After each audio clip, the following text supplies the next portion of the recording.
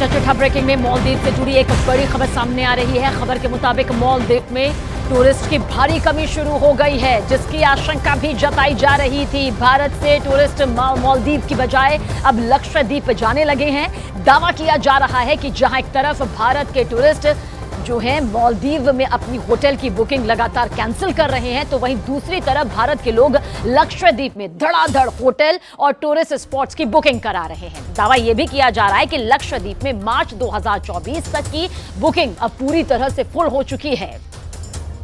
तो भारत से पंगा लेकर मालदीव को भारी नुकसान हो रहा है। एक तरफ चाइनीज टूरिस्ट मालदीव नहीं जा रहे हैं, तो वहीं दूसरी तरफ मालदीव में विपक्ष के नेता राष्ट्रपति मोहम्मद मोइजू की सरकार उखाड़ फेंकने में जुट गए हैं। ऐसे में हालात बहुत जल्द मालदीव में रोटी के लाले पड़ते हुए नजर आते हैं।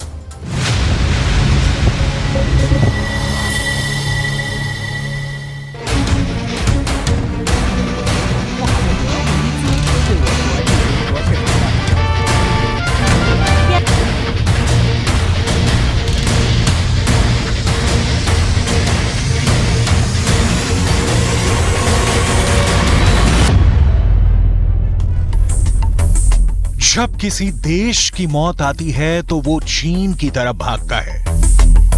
मालदीव के राष्ट्रपति मोइज़ू की तुलना उस गीदड़ से की जा रही है, जिसके बारे में हिंदी में बड़ा मशहूर मुहावरा है कि जब गीदड़ की मौत आती है तो वो शहर की तरफ भागता है। फर्क बस इतना है कि मालदीव के राष्ट्रपति मोइज़ू चीन की तरफ भागे हैं। मालदीव के राष्ट्रपति चीन के राष्ट्रपति शी जिनपिंग की गोद में जाकर बैठ गए हैं। मोइज़ू ने एंटी इंडिया प्रोपेगेंडा करके जिहादी मानसिकता के कब्जे में आकर भारत से दुश्मनी और उस चीन से दोस्ती कर ली है, जहां उइगर मुसलमानों को अब जीने का भी अधिकार नहीं है।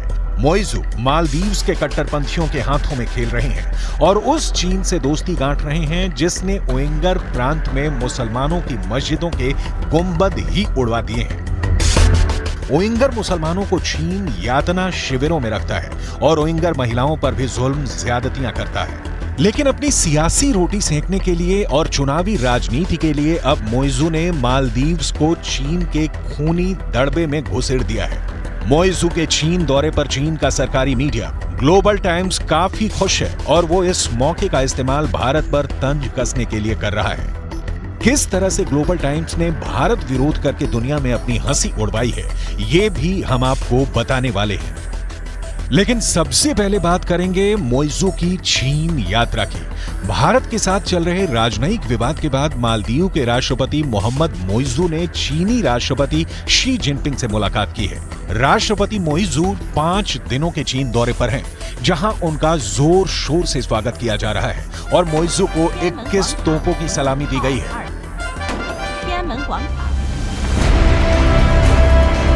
चीन समर्थक माने जाने वाले मोइज़ू का चीन दौरा ऐसे वक्त में हो रहा है जब भारत के साथ मालदीव का राजनयिक विवाद चल रहा है। दरअसल मालदीव के कुछ मंत्रियों ने प्रधानमंत्री मोदी के खिलाफ आपत्तिजनक टिप्पणी की थी। मंत्रियों ने पीएम मोदी के लक्षद्वीप दौरे की तस्वीरों पर आपत्तिजनक ट्वीट किए थे। मालदीव के एक नेता जाहिर रमीज ने पीएम मोदी के ट्वीट के जवाब में लिखा था, अच्छा कदम है, लेकिन हमसे मुकाबला करने वाली बात भ्रम पैदा करती है। भारत के लोग इतने साफ कैसे हो सकते हैं? उनके कमरों से बराबर बदबू आती है, जो इस राह में बड़ी रुकावट है। मालदीव के नेताओं की इस तरह की टिप्पणी से भारी विवाद पैदा हुआ, जिसके बाद मालदीव सरकार ने खुद को नेताओं के बयान से अलग कर लिया और कहा कि ये उनके निजी विचार हैं।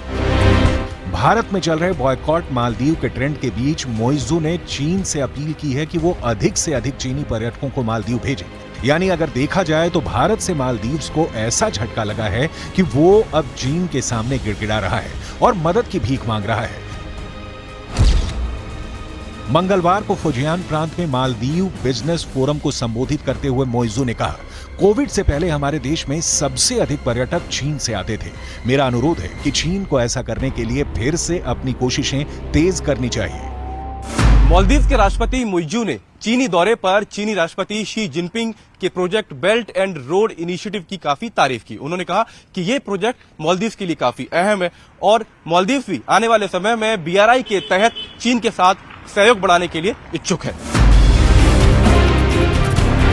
भारत BRI प्रोजेक्ट का विरोध करता रहा है क्योंकि पाकिस्तान में BRI के तहत चल रहा China Pakistan economic corridor Pakistan अधिकृत कश्मीर से होकर गुजरता है।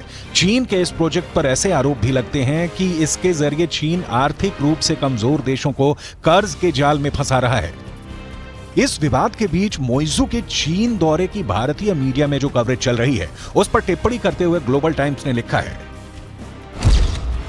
चीन के साथ मालदीव के राजनयिक और आर्थिक आदान प्रदान को लेकर इस तरह की चुंचलाहट मालदीव को लेकर भारतीय जनता के बीच छिपे अहंकार को दर्शाती है। शायद ऐसा इसलिए है क्योंकि भारत हमेशा दक्षिण एशिया के क्षेत्र को खुद से पिछड़ा मानता है। मालदीव और श्रीलंका जैसे देश कमोबेश भारत से राजनीतिक, आर्थिक और सांस्कृतिक रूप से प्रभावित भी हैं। पिछले कुछ वर्षों में मालदीव्स ने चीन से भारी कर्ज लिया है। भविष्य में अगर कर्ज समय पर नहीं वापस हुए तो मालदीव के आइलैंड भी चीन के हाथों में जा सकते हैं। आंकड़ों के मुताबिक फिलहाल मालदीव की GDP करीब 6.5 बिलियन अमेरिकी डॉलर की है, जबकि मालदीव के बजट का 10% हिस्सा चीन का कर्ज चुकाने में चला जाता है। लेकिन दूसरे देशों की जमीनों को हड़पने की लालच में ग्लोबल टाइम्स अभी मालदीव्स के लिए बहुत मीठी मीठी बातें कर रहा है और भारत को मालदीव्स के दुश्मन की तरह पेश करने की झूठी कोशिश कर रहा है।